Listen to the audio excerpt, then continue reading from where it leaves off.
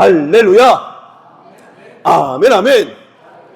자, 아멘, 아멘 할 때에 고린도전서에 그리스도의 말씀은 얼마든지 예가 되니 아멘하여 하나님께 영광을 돌린다고 했어요. 우리가 아멘 할 때, 하나님의 말씀이 선포될 때 아멘으로 화답할 때 그 아멘이 하나님 앞에 영광을 올려드린다는 거예요. 아멘입니까? 아멘이 왜 그럴까요? 그 말씀대로 이루어질 줄로 믿습니다. 그 말씀이 참인 것을 믿습니다. 그 말씀에 내가 순종하고 나의 삶을 드리겠습니다. 이 고백이 아멘이기 때문이에요. 아멘입니까? 할렐루야. 아멘, 아멘.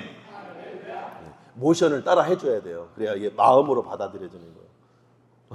아멘, 아멘. 이렇게 할렐루야. 아멘, 아멘. 아멘, 아멘. 할렐루야. 이렇게 반응을 해주시면 감사하겠습니다. 자, 오늘 우리가 읽은 시편, 여러분 시편 53편을 한번 쭉 펼쳐놓고, 찾으신 분 펼쳐놓고 말씀을 함께 나누면 좋을 것 같습니다.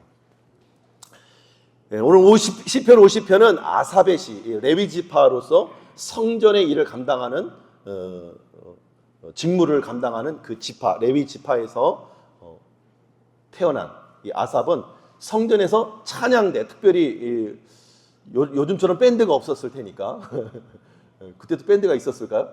뭐 타악기랑 뭐 이렇게 있었으니까 있을 수도 있겠죠.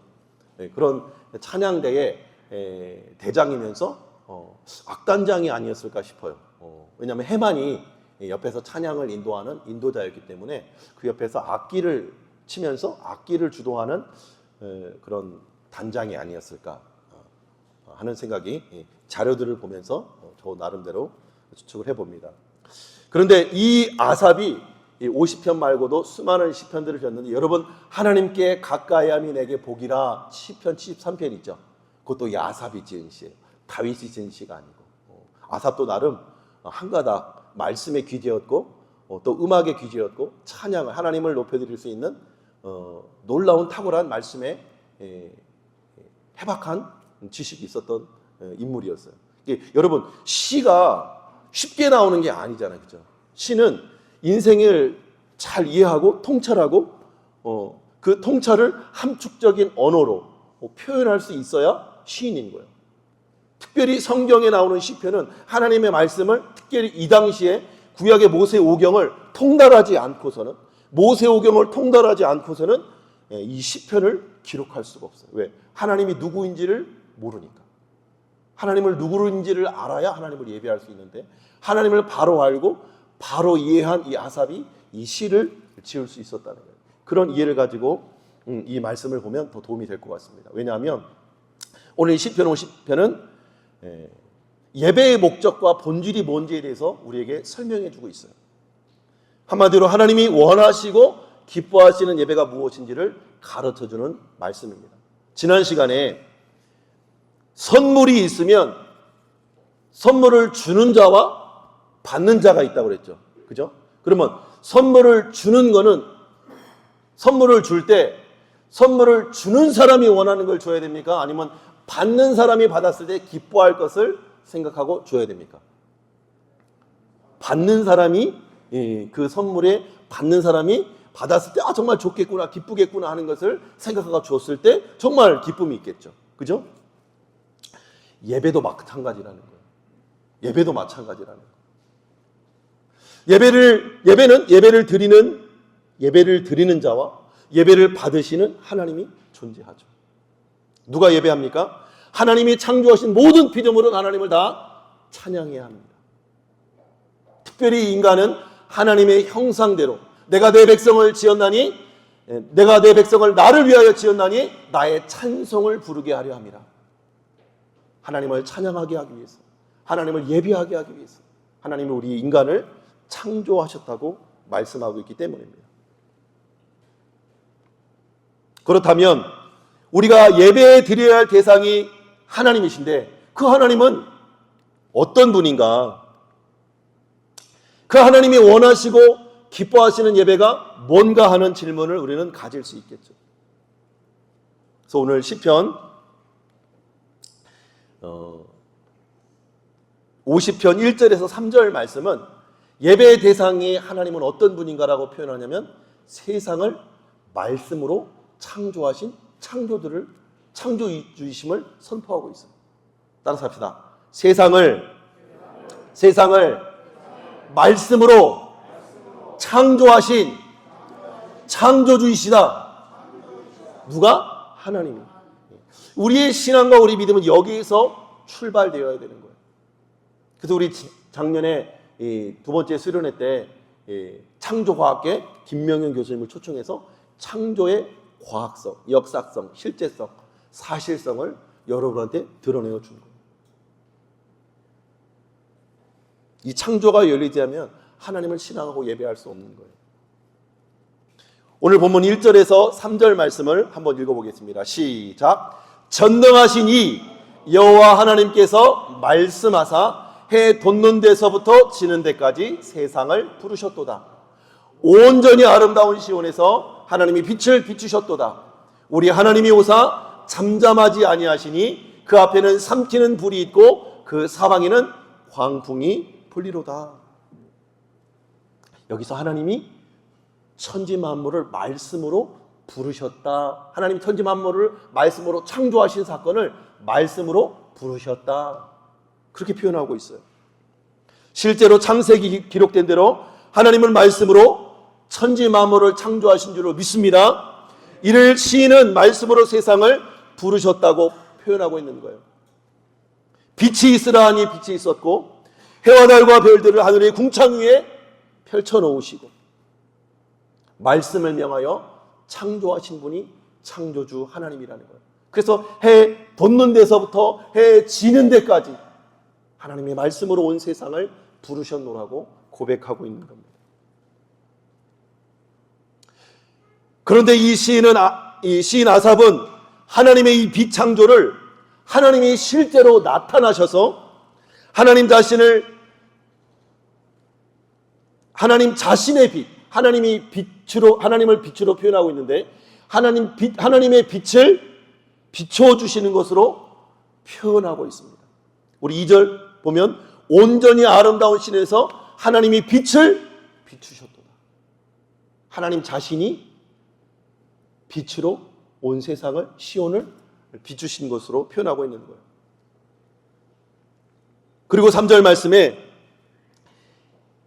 우리 하나님이 친히 오사 잠잠하지 아니하시니 하나님이 말씀으로 음성으로 우리에게 들려주시지만 하나님 온 천지 만물을 이렇게 비바람을 보내시고 그죠? 장마를 보내시고 구름 기둥을 보내시고 바람을 보내시고 풍랑을 보내시는 것으로도 하나님은 말씀하시는 거예요. 때로 불로써 세상을 심판하시는 그 하나님이시죠. 그래서 그 하나님께서 불과 바람으로 온 세상을 다스리시는 권세가 하나님께 있음을 표현하면서 그 하나님은 우리 1절 서두에 전능하신 하나님이시다. 그분은 크고 두려우신 하나님으로 묘사하고 표현하고 있는 거예요. 그러므로 온 세상의 창조주요 온 우주 만물을 다스리시는 여호와 하나님 앞에서 두렵고 떨림으로 경외함으로 하나님을 예배해야 된다는 거예요. 여러분, 자연 앞에서 우리가 얼마나 연약한 존재인지를 여러분 이 여름 시즌만 지나도 우리가 알 수 있잖아요. 그죠? 이 자연 앞에서 어느 누구도 자신의 생명을 담보할 수 없는 시대가 되었어요. 지난주에도 얘기했지만 호주에서 제가 물 무서운 걸 그때 알았어요. 사진 찍려고 바위 위에 딱 섰는데 물이 뻥 뜨더니 제 등을 탁 때리는데 돌벽이 저를 때리는 줄 알았어요. 돌벽이. 그때 제가 물이 무서운 걸 알았어요. 야, 물이 무섭구나. 물이 무섭구나. 요즘 산불이 또 얼마나 많이 납니까? 얼마 전에도 또 가자동인가요? 공장에서 자꾸 계속 불이 나는데 그 불길을 보면 정말로 근처에 갈 수 없을 정도로 두려움이 임하죠. 그런데 하나님이 내리는 불은 그보다 더 무서운 불이라는 거예요. 그 하나님이 온 우주 만물을 다스리고 통치하는 권세가 있다는 것을 시인은 알고 깨닫고 고백하고 찬양하고 있는 거예요. 여러분, 한 나라의 대통령을 만나도 우리가 예의를 갖추고 철저하게 준비를 하잖아요. 제가 고등학교 때 우리 학교에 대통령이 왔다 갔어요. 대통령이 딱 뜬다고 하니까 한 달 전부터 도로가 쫙 정비가 되는 거예요. 도로에 꽃길이 깔리고 그 견이죠, 맹견들, 막 이렇게 폭파 같은 거 이렇게 탐지하는 견들, 그런 견들을 잡고 경찰들이 우리 학교 주변을 매일같이 순회하고 도는 거예요. 한 달 전에 대통령 한번 뜬다고 하니까. 그리고 우리 학교 운동장을 갈아엎더니 고운 모래 흐르고 바꿔주는 거예요. 그리고 그전에 콘크리트 바닥이었는데 아스팔트로 딱 깔아주는 거예요. 그리고 컴퓨터 공장이 컴퓨터 교육실이 없었는데 컴퓨터 교육실에 컴퓨터를 최신으로 쫙 깔아주고 강당을 새로 져주는 거예요. 대통령 한번 뜨니까. 그런 준비가 있더라고요. 그런데 우리가 만왕의 왕이신 하나님, 왕 중의 왕, 대통령 중의 대통령을 넘어서서 온 우주 만물을 그 창조하신 창조주 하나님을 예배함에 있어서 우리가 어떤 마음으로 예배하고 있는지 우리 자신을 한번 돌아보고 점검해 볼 필요가 있다는 거예요. 하나님을 예배함에 있어서 준비함이 없이 예배한다. 마음에 준비함이 없이 이 시간에도 이 예배를 드리면서 딴 생각을 하고 있다든지, 그죠? 하나님을 예배한다고 하고 성령께서 이 시간 우리에게 말씀을 주신다고 하는데 만약에 딴 생각을 하고 있다. 대통령하고 얘기하고 있는데 딴 생각하고 하고 있다. 말이 안 되겠죠. 요즘 우리가 읽고 있는 이사야 선지자가 지적하는 대로 그렇게 준비 없이 하나님을 경외함이 없이 하나님을 두려워함이 없이 예배한다는 것은 하나님을 무시하고 업신여기고 멸시하는 가짜 예배다. 내가 그것을 받기 싫다. 가증히 여긴다. 이런 예배를 하나님이 싫어하고 미워하신다고 표현합니다. 여러분 이사야서 한번 찾아볼까요? 이사야서 구약성경 968면쯤에 한번 있습니다. 한번 여러분 성경을 한번 찾아보세요. 여러분 눈으로 한번 보세요. 이스라엘 백성들이 하나님을 끊임없이 제사하고 끊임없이 제물을 가져오고 그 당시에는 소와 양으로 염소로 피해 제사를 비둘기로 피해 제사를 드렸으니까 그렇게 제사를 가져올 때에 하나님이 뭐라고 말하는지. 그래서 우리가 좋아하는 말씀, 오늘 좋아하는 말씀, 하나님이 재물 때문에 너를 책망하지 않는다는 거. 실제예요. 하나님 거지가 아니거든요. 하나님이 돈이 없는 분이 아니거든요. 한번 이사야서 1장 10절부터 한번 읽어보겠습니다. 여러분 눈으로 따라와 주세요. 너희 소돔의 관원들아 여호와의 말씀을 들을지어다. 너희 고모라의 백성아 우리 하나님의 법에 귀를 기울일지어다. 여호와께서 말씀하시되 너희의 무수한 재물이 내게 무엇이며 무엇이 유익하겠느냐. 나는 순양의 번제와 살찐 짐승의 기름에 배불렀고 나는 수송아지나 어린 양이나 순념소의 피를 기뻐하지 아니하노라. 너희가 내 앞에 보이러 오니 이것을 누가 너희에게 요구하였느냐. 내 마당만 밟을 뿐이니라. 헛된 재물을 다시 가져오지 말라. 분향은 내가 가증히 여기는 바요 월삭과 안식일과 대회로 모이는 것도 그러하니 성회와 아울러 악을 행하는 것을 내가 견디지 못하겠노라. 내 마음이 너희의 월삭과 정한 절기를 싫어하나 하나니 그것이 내게 무거운 짐이라. 내가 지기에 곤비하였느니라. 너희가 손을 펼 때에 내가 내 눈을 너희에게서 가리고 너희가 많이 기도할지라도 내가 듣지 아니하리니 이는 너희의 손에 피가 가득함이라.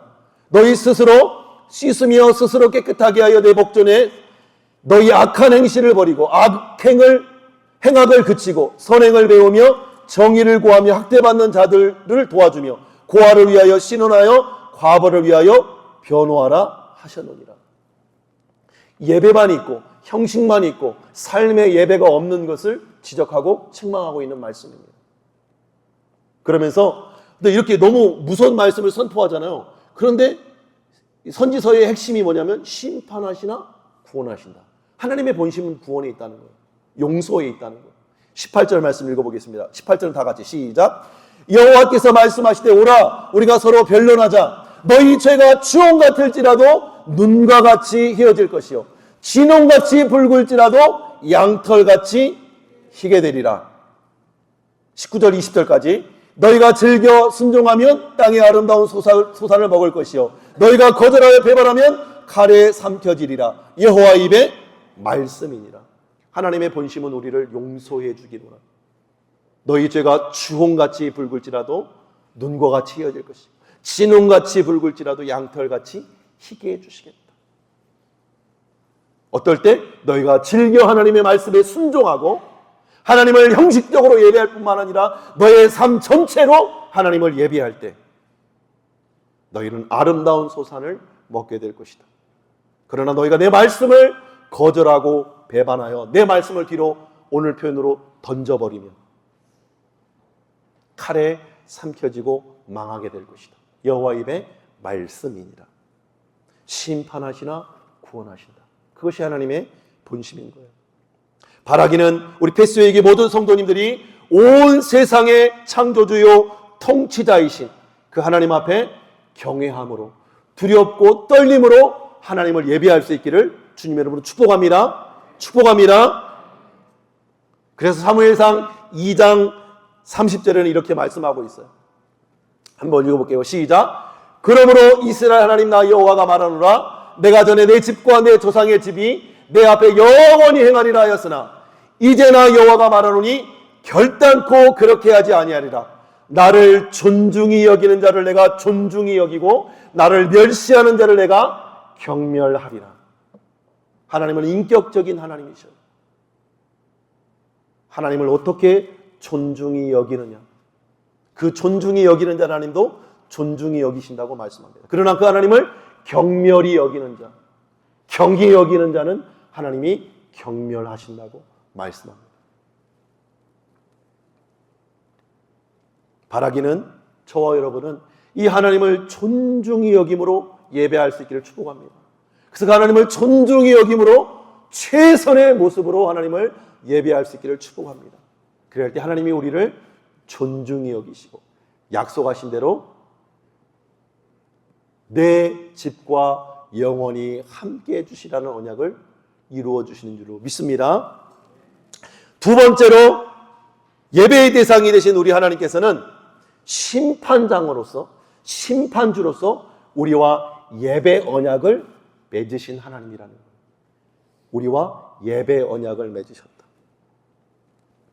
우리 4절부터 제가 읽어드린 눈으로 따라오세요. 하나님이 자기의 백성을 판결하시려고 위 하늘과 아래 땅에 선포하며 이르시되 나의 성도들을 내 앞에 모으라. 그들은 제사로 나와 연약한 이들이니라 하시도다. 제사가 오늘날로 예배죠. 예배로 하나님과 언약한 이들이라. 그들이 그의 공의를 선포하리니 하나님 그는 심판장이시미로다. 셀라. 내 백성아 들을지어다. 내가 말하리라. 이스라엘아 내가 내게 증언하리라. 나는 하나님 곧 내 하나님이로다. 너의 하나님이로다. 말씀하고 있는 거예요. 이 땅에는 하나님을 예배하는 하나님의 백성과 하나님의 자녀와 하나님을 예배하지 않고 자신이 자신의 생명과 주어진 시간의 주인이 되어 왕노릇하는 이방 백성들이 존재한다는 사실을 이 성경은 분명하게 우리에게 말씀하고 있는 거예요.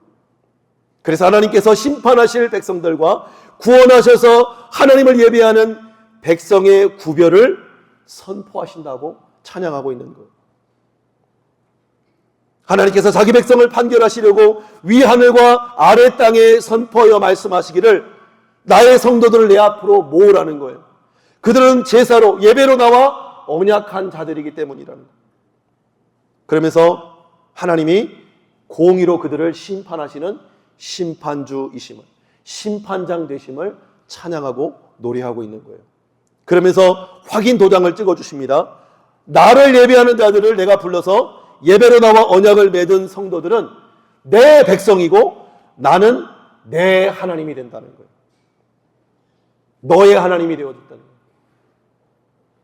따라서 해볼까요? 하나님은 나의 하나님이 되고 나는 그의 백성입니다. 하나님의 자녀입니다. 여러분, 이 약속의 의미가 여러분 어떤 의미인 줄 아세요? 화면 한 번만 터치해 주실래요? 내가 하나님의 백성이 되고 하나님이 나의 하나님이 되어주신다는 의미가 여러분 어떤 의미인 줄 아세요? 제가 이것을 묵상하다가 곰곰이 묵상했어요. 그러다가 이 부모와 자식의 관계를 생각해 보면 이해하기가 쉬울 것 같아요.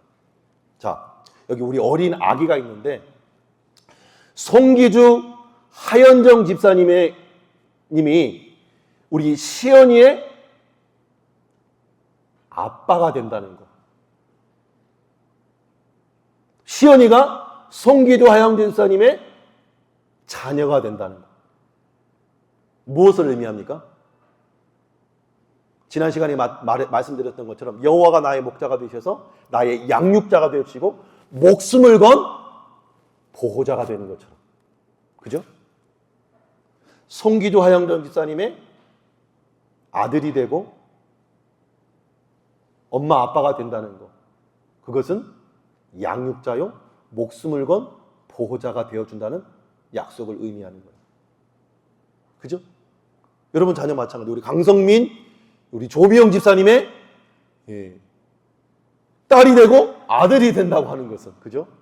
그들이 엄마 아빠의 자녀가 된다고 하는 사실은 엄마 아빠의 양육과 보호와 지킴과 일평생 그의 삶을 위한 눈물과 사랑의 애씀과 헌신이 투자된다는 거예요. 보장됐다는 거예요.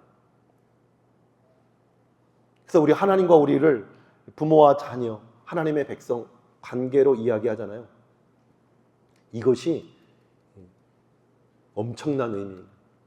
그래서 우리가 죄를 짓 때 하나님이 우리의 죄를 과거의 죄, 현재의 죄, 미래의 죄까지 용서해 주신다고 하잖아요. 구원의 구원론, 우리 칼빈 기독교, 칼빈주의의 100% 은혜, 100% 하나님의 사랑의 이 구원이라고 하는 이 메시지의 핵심은 관계예요, 관계. 하나님이 나의 아빠가 되고 아버지가 되고 나는 그분의 자녀요 백성이 된다고 하는 이 관계로부터는 신뢰예요. 여러분, 우리의 자녀가 때로 실수할 수 있죠. 잘못할 수 있죠. 그렇다고 큰 잘못했다고 그를 완전히 끊어버리고 죽이기까지 합니까? 그렇지 않죠. 혼내지만 이미 내 마음은 용서를 각오하고 있죠. 그죠?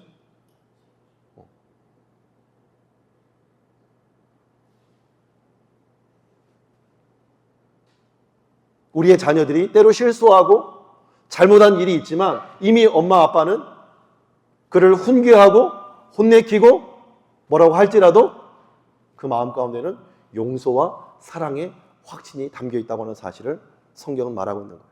그런데 육신의 부모님이 우리의 아빠가 되어줘도 우리의 필요를 채워주시고 놀라운 사랑을 우리에게 베풀어 주시는데 하물며 만왕의 왕이신 하나님이 우리의 아빠가 되고 우리가 그분의 자녀가 되고 그분의 백성이 되고 그분이 우리의 하나님이 된다고 하는 사실이 얼마나 놀라운 축복이냐는 거예요. 여러분, 대통령 또 우리 아빠가 우리 엄마가 대통령이라고 하면 또 이야기가 달라지죠. 그렇죠? 우리 아빠가 대통령. 요즘 대통령 인기가 없는 것 같아. 자, 손흥민이 우리 아빠야. 손흥민이 우리 아빠야. 그러면 손흥민이 우리 아빠라면 그 자녀는 엄청난 자부심을 갖겠죠. 자랑하겠죠. 필요한 모든 것을 다 얻을 수 있다는 확신이 있겠죠. 우리 손흥민이 우리 아빠니까. 근데 그 부모는 그 자녀를 위해서 자신이 곤경에 처할지라도 그것을 감당하는 것을 제가 최근 요즘 그 손흥민의 아버지 손흥정 씨가 그 운영하는 스쿨에서 아이를 이렇게 강하게 좀 훈육을 했다고 해서 좀 이렇게 고소 고발 당하는 사건이 이 뉴스화 되잖아요. 제가 어제 마지막 영상을 봤는데 그 신고한 아버지가 좀 무리한 그런 금액 5억 이상, 20억 뭐 얘기도 나오고 막 어마어마한 얘기를 얘기하는 거예요. 그래서 이 아빠가 자기가 생각할 때는 1,500만 원, 3,000만 원을 제시해 놓고 그거 이상은 할 수 없다, 합의할 수 없다. 그랬더니 막 손흥민의 명예, 손흥민의 이미지라고 얘기를 하는 거예요. 아빠가 단호하게 말하기를 손흥민은 이 사건과 전혀 상관이 없다. 내 아들은 건들지 말아라. 나는 1,500에서 3,000만 원을 지급할 용의가 있지만 그 이상은 아니다. 선언하고 만약에 내가 받아야 할, 그것 때문에 내가 받아야 할, 합의 못해서 받아야 할 처분이 있다면 달게 받겠다. 단호하게 끊어내는 것을 보면서 그게 부모의 심정이잖아요. 마찬가지로 우리를 지으신 만왕의 왕이신 하나님, 이 모든 예들은 여러분의 이해를 돕기 위한 표현일 뿐이고 이 땅의 대통령이나 유명 연예인이나 스포츠인이나 뭐 정치가나 권력자나 재력가들이 우리의 그 무엇이 되는 것보다 훨씬 더 상상할 수 없는 엄청난 감사의 이유가 바로 내가 하나님의 백성이 되고 하나님이 나의 하나님이 되어주신다는 의미에 담겨 있다는 거예요. 이 사실을 여러분 믿을 수 있게 축복합니다. 그래서 우리의 예배가 이 믿음이 있었으면 좋겠어요. 우리가 드리는 예배의 대상이 어떤 분인지를 분명하게 인식하고 하나님을 예배할 수 있으면 좋겠어요. 그래서 우리가 본문으로 돌아와서 하나님이 우리를 재물 때문에 우리를 책망하지 않는다고 말씀하십니다. 왜요? 다 하나님 것이니까. 8절 이에 보면 나는 내 재물 때문에 너를 책망하지는 않으리니 내 번제가 항상 내 앞에 있음이라.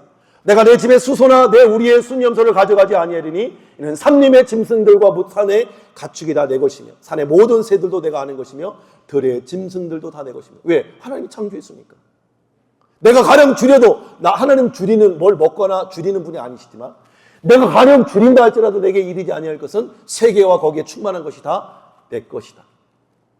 내가 수소의 고기를 먹으며 염소의 피를 마시겠느냐. 주님이 원하시는 건 뭐라 그래요? 하나님이 기뻐하시는 것은 감사와 서운이라는 거예요. 마지막 14절 15절 읽어보겠습니다. 시작. 감사로 하나님께 제사를 드리며 지존하신 이에게 내 서원을 갚으며 환난 날에 나를 부르라. 내가 너를 건지리니 내가 나를 영화롭게 하리로다. 그러면서 여러분 감사로 하나님께 제사하는 우리의 마음 중심을 하나님이 보신다는 거예요. 두 번째로 서원을 갚는다는 것은 삶으로 내가 감사하고 하나님을 주인으로 모시고 왕으로 예비한 그 믿음을 가지고 삶을 살아낸다는 거예요. 그거에 반하는 내용이 16절 이하에 나와 있어요. 악인에게는 하나님이 이르시되 내가 어찌하여 내 윤리를 전하며 내 언약을 내 입에 두었느냐. 하나님 예배하고 말씀 읽는다고 하면서 말씀 듣는다고 하면서 내가 교훈을 미워하고 내 말을 내 뒤로 던지며 내 말을 없인 여길 거면서 왜 나를 믿는다고 예배한다고 섬긴다고 봉사한다고 하느냐는 거예요. 도둑을 본즉 그와 연합하고 간음하는 자들과 동료가 되며 내 입을 악에서 내어주고 내 혀로 거짓을 꾸미며 앉아서 내 형제들을 공박하며 내 어머니 아들을 비방하는도다. 내가 이 일을 행하여도 하나님이 잠잠하 악을 행하여도 하나님 살아계시면 나가 왜 이렇게 잘 나가? 악인들은 왜 형통해? 하나님을 없는 것처럼 하나님을 자기와 같은 줄로 착각하는 거죠. 그러나 내가 너를 책망하여 내 죄를 내 눈앞에 낱낱이 드러내는 날이 있다는 거예요. 심판 날이 있다는 거예요. 그 하나님을 잊어버린 그 백성들에게 이를 생각하라. 그렇지 아니하면 내가 너희를 찌질이니 건질 자가 없다. 엄청나게 무서운 말씀이죠. 근데 하나님의 본심은 여기에서 또 결국 돌아오라는 거예요. 마지막 읽어보겠습니다. 시작. 감사로 제사를 드린 자가 나를 영화롭게 하나니 그의 행위를 옳게 하는 자에게 내가 하나님의 구원을 보여주리라. 감사로 예배하고 또 감사의 행위로 삶으로 예배하는 자의 삶을 살아가야 된다는 것. 그 예배를 하나님이 받으시고 기뻐하신다고 우리에게 말씀하고 있는 겁니다. 바라기는 저 여러분들이 우리의 예배를 생각할 때에 좀 더 진지하게 하나님을 예배할 수 있었으면 좋겠습니다. 만왕의 왕이신 하나님을, 대통령의 대통령보다 더 크신 하나님을 예배한다는 심정으로 하나님을 예배했으면 좋겠어요. 그리고 그 예배 가운데에 이곳에서 드려지는 예배로 끝나는 것이 아니라 우리가 처한 가정, 직장, 우리가 만나는 모든 사회 삶 관계 속에서 그 하나님을 예배하고 그 하나님을 영광해내고 그 하나님을 나타내 드러내 보여줄 수 있는 저 여러분의 삶이 되기를 주님으로 축원합니다. 축복합니다. 우리 기도하겠습니다.